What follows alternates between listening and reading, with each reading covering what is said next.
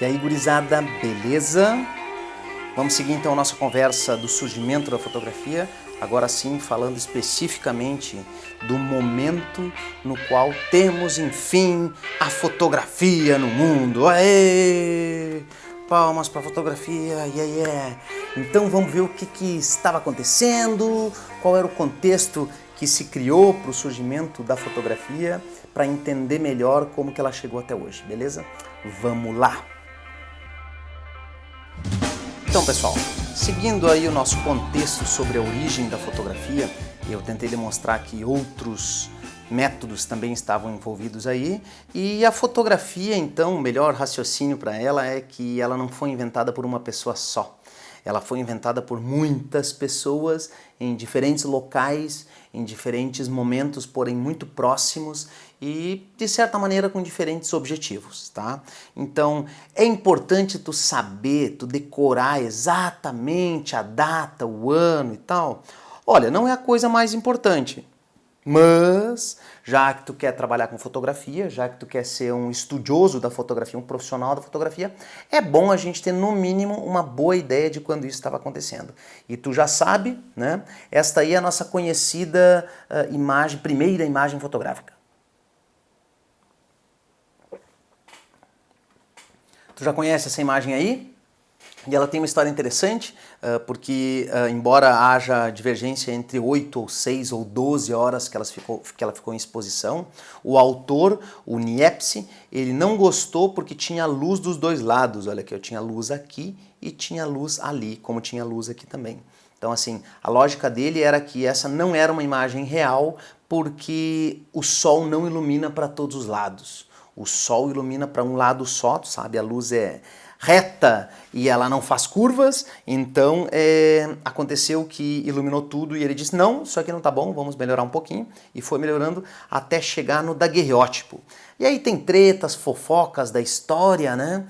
Dizem que o Daguerre, ele era um certo aproveitador, por assim dizer, bastante marqueteiro, inclusive, tanto é que ele se apropriou, então, da invenção do Niepce, embora tenha dividido a autoria com o próprio Niepce, que na época do registro oficial, em 39, o Niepce já tinha falecido.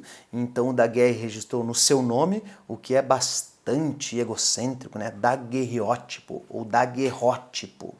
E ganhou uma grana por isso. Tem aí a grana? Não tem aí. Tem ali no texto, aliás, tem textos ali, então, por favor, tem uma certa ordem lógica, vá lendo teus textos aí, né? Temos ali a primeira, aliás, está aqui na sequência, né? Está aqui o titio Daguerre, olha só que simpatia, né? Aqui algumas imagens dele, né? Esta aqui é a conhecida imagem da primeira pessoa fotografada na história e que ninguém sabe quem é. Só essas pessoas estão registradas ali pelo tempo de exposição e tal, tu já sabe disso. Se não sabe, procura o professor Eduardo. Se o professor Eduardo não comentou, me pergunta, a gente conversa aí em outra hora, tá? E aí lê aquele textinho bonito ali, primeira notícia sobre a fotografia. Olha que legal e atenta, então que difícil, né? Explicar em texto o que era aquilo, que invenção era essa. Isso é sempre difícil, né, cara? Por exemplo, o que a gente tem aí de super tecnológico, acho que a gente falou esses dias em aula ainda, né? Um holograma. Cara, como é que tu explica um holograma para alguém? Ah, holograma é a imagem de uma pessoa. Não, mas não é imagem, é uma sombra. Não, mas também não é uma sombra, porque afinal a pessoa tá ali, né? Tá, mas é uma sombra parada? Não, não é uma sombra, ela se mexe. Pô, então, o que é um holograma? Complicado, né? Essa foi a complicação que as pessoas tiveram para explicar a fotografia naquela época. Então por isso vale a pena conhecer aquela primeira notícia ali, dar uma conferida. E tu também já sabe que aqui no Brasil nós tivemos o nosso inventor da fotografia, o Hercules Florence, sei lá como é que é o nome dele, pode chamar de Florence mesmo. Mas saiba que aqui no Brasil nós também tivemos um inventor da fotografia, o Boris Kossoi, que é este professor e pesquisador aqui. Ele já levantou essa história, ele já participou de trocentos eventos mundo afora, demonstrando e comprovando isso. Foi comprovado, mas todo mundo continua dando o mérito lá para Daguerre, então vida que segue, vamos nessa, né? Porém é importante, cara, que ó, em 33, ou seja, 6 anos antes do registro oficial, a gente já tinha algumas experiências bem fadadas da fotografia aqui no Brasil, inclusive com o nome de fotografia. Aproveita e vai lá no videozinho bonito que eu já coloquei lá para ti, sobre o Hercules Florence aqui no Brasil. Tá? Aqui uma foto da época, né, e ela tem bastante a ver com essas questões técnicas de imobilidade. Por quê? Porque a fotografia precisava de um determinado tempo para ser feito, e nesse tempo aí a pessoa tinha que ficar quietinha, bem quietinha, muito quietinha. É muito difícil, né? Tenta ficar aí, ó, paradinho. Não dá, ó, eu fico tremendo. Bom, todo mundo fica tremendo, né? Para isso tinha esses equipamentos de tortura aí, que era para segurar o cidadão paradinho. E aí imagina, né? O cara toma não sei se era o que estava acontecendo aqui, mas o cara fica naquela pose toda estranha, toda complicada, vai fazer uma foto, né? Isso era um momento único na vida de muitos deles. Tu deve ter passado por isso, né? Acho que sim, vocês são jovens, mas não tanto. Em algum momento tua mãe e teu pai te produziram todo, te colocaram uma roupa ridícula, pentearam o cabelinho pro lado, fizeram chuquinha nas meninas ou qualquer coisa assim e te levaram para tirar uma foto no estúdio com o fotógrafo profissional. Tomara que isso tenha acontecido com alguns de vocês, aconteceu comigo, né? E era todo um novo mundo, assim, né? Uau, entrar num estúdio fotográfico, sombrinhas, luzes, fios de luz, máquinas, pessoas legais, bonitas e empoderadas com uma máquina fotográfica pendurada no pescoço. Um negócio, é um outro mundo, né?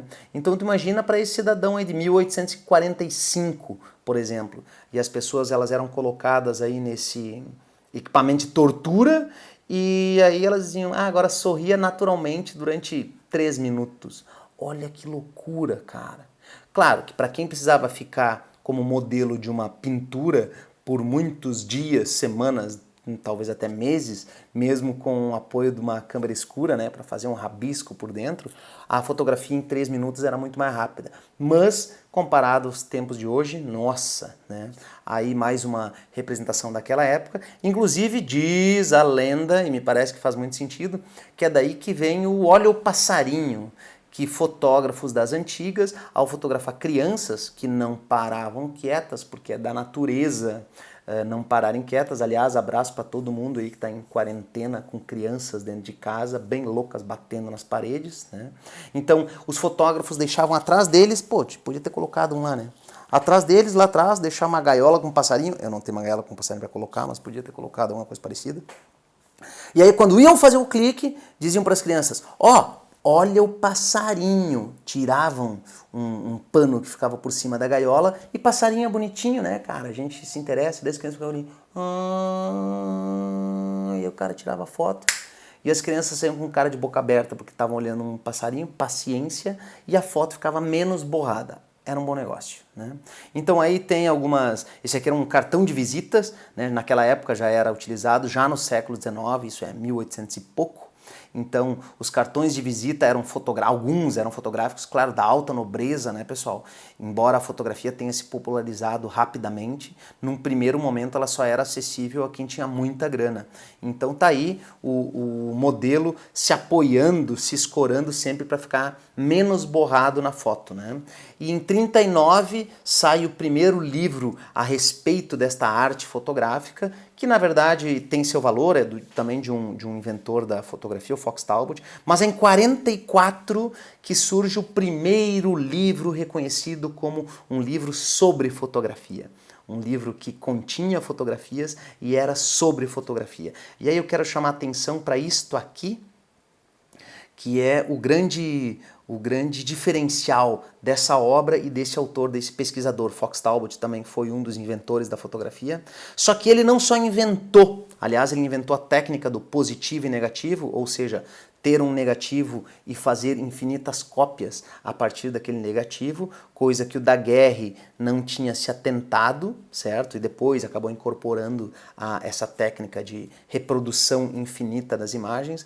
Mas o Fox Talbot, ele foi o cara que disse: a fotografia vai ser muito utilizada ainda. Ela vai ser utilizada para muita coisa. Ninguém tinha percebido isso, cara. Olha que maluco.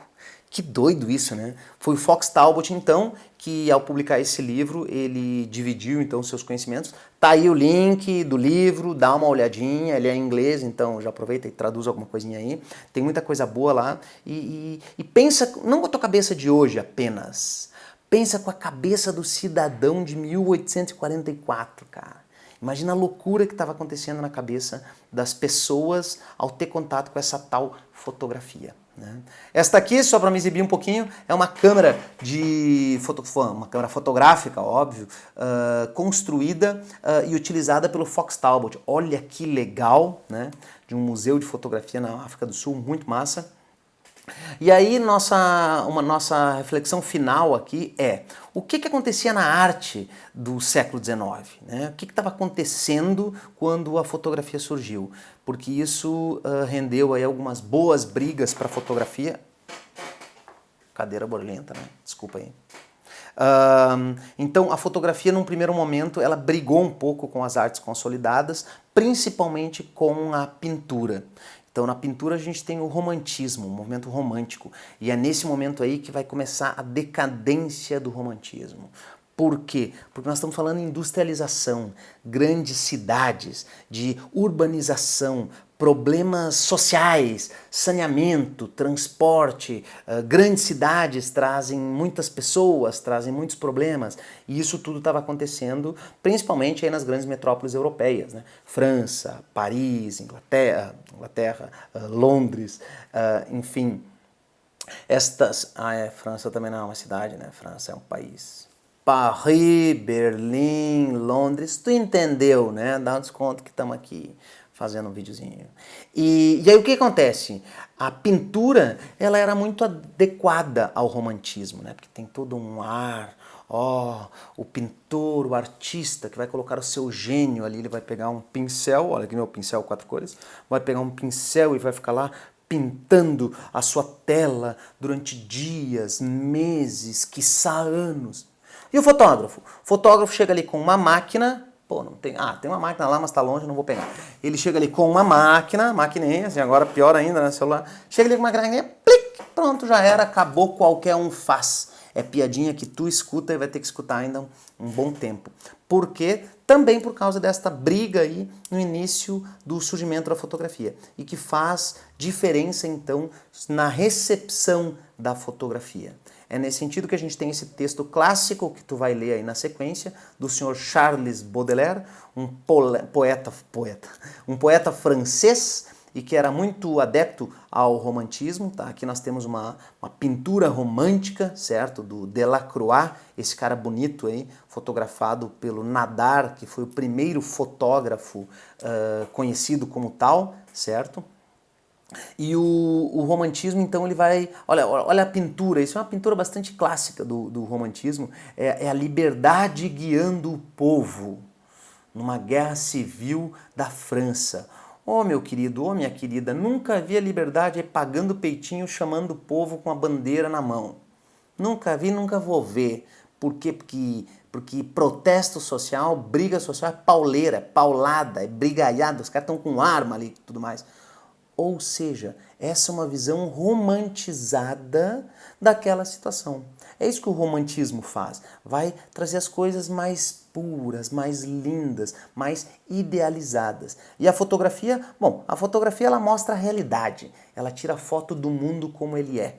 E o mundo não é tão bonito, a liberdade não anda por aí pagando peitinho pra gente tirar foto da dona Liberdade, né? Nesse contexto aí teve este determinado artista que foi bastante importante para o novo movimento artístico posterior, que foi o naturalismo. Então Gustave Courbet, ou Courbet, não sei bem como é que é o nome dele, então deixemos lá. Ele foi o grande nome do realismo e ele, num primeiro momento, ele foi criticado na área da arte porque as pinturas dele pareciam fotografias. Olha só que xingamento difícil que ele teve que engolir. Tuas pinturas são tão ruins, parecem uma foto. Eventualmente, hoje em dia, a gente tem o elogio contrário, né? Ai, que foto mais linda, parece uma pintura. Olha só que maluco. Pois então, foi ele que fez pinturas ousadas para a época. Esta aqui é enterro em Ornans, que era a terra dele. É um enterro de pessoas que não são nobres, então não era um assunto muito abordado pelas grandes pinturas, pelos grandes pintores da época. Essa pintura ela também é muito grande, tá? Não tem o tamanho ali. Opa, olha, fica para tua pesquisa. Tem 7 metros e pouco, se eu não me engano. Então, é uma pintura grande de um tema que não é tão grandioso assim, né? Tinha a citação dele ali antes, por que tu não pinta anjos? Eu nunca vi um anjo, quando eu enxergar um eu vou pintar. Olha que legal, né?